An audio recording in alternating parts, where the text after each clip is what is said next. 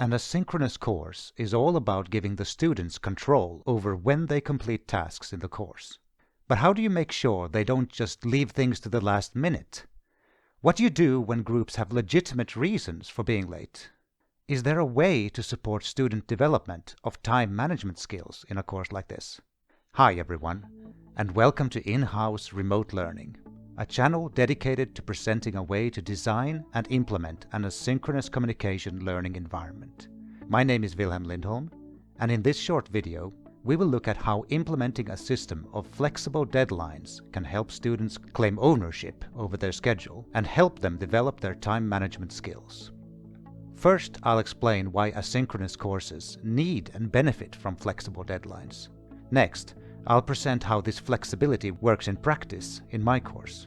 And finally, I'll mention a few things that are needed for the flexible deadline system to function well in a course. So let's start with why deadlines need to be flexible in an asynchronous course.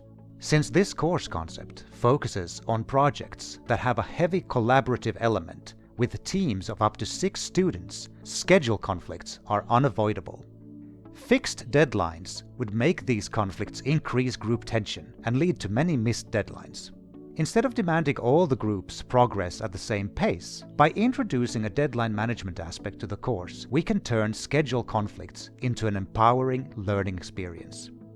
Without scheduled classes or a weekly schedule, fixed deadlines that are the same for each group are not necessary.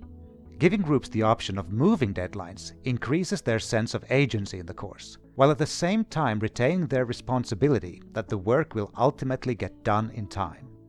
Flexible deadlines allow groups to make use of the times that suit the team best. For some, this might mean meeting every week, regularly, at the same time. For some it might mean creating room for work or travel while still getting the coursework done by working more intensely at other times. Whatever the case, the fact that the group can affect the schedule creates a reason for the team to think about how they use their time and have discussions about how and when to work. This, as you might remember, is a kind of transactive activity which fosters a collective work memory and internal group cohesion. So, how does the flexible system work in my class? At the start of the class, students are presented with an initial set of deadlines, with the first one deliberately set quite early.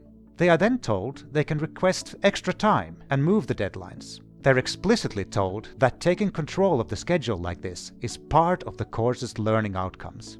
The request for a new deadline needs to specify a new date for the deadline and list the reason for the delay in order to be accepted. Any given reason is fine. I ask why the group wants more time just to get a general insight on how the team is doing. And it provides me with an opportunity to notice if something in the team's internal processes is not working like it should. The reason the first deadline is set to be quite early is to ensure that groups will be activated early. Either they get to work and finish the task on time, or they ask for more time, which in itself is already being proactive and interactive. A win-win. Even with the flexible scheduling, my courses still feature a master deadline by which all demos must be completed. To date, no team has missed the master deadline. So that's how the flexible deadline system is implemented in my course.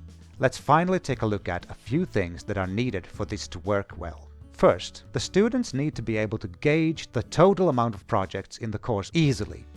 A clear initial schedule with all course projects marked out is important. The final master deadline needs to be clearly communicated, as it sets the boundary of the flexible scheduling. The students also need to have functional internal communication. Since most projects in my communication course requires the team to make videos where all team members contribute synchronously, close coordination between participants is vital. This is part of what the Demo 0, which was introduced in the previous video, is designed to establish. Finally, on the teacher's side, you need to have a way to clearly keep track of each group's deadline. Once again, a well-designed roster spreadsheet comes very handy. So that's a brief overview of my flexible deadline system. Let's recap.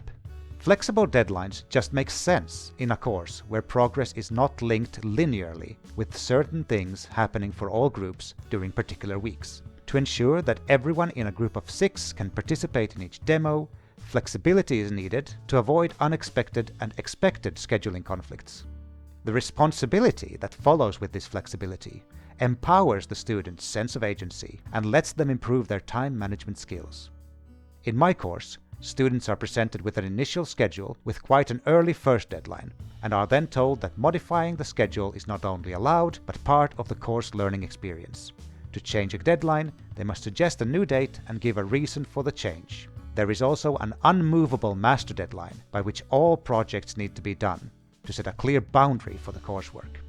To ensure this system works, the course structure must be made clear to the students. You must also try to make sure the student groups have a functioning internal communication. And as a teacher, you need to be ready to keep track of each group's deadlines separately. Next time, it is finally time to start looking into the design of the projects themselves. I hope you join me again for that video. This will mark the start of a major section of this video series, with each part of the project design getting special attention. As always, if you would like to be notified when new videos are added to this series, you can subscribe to the channel.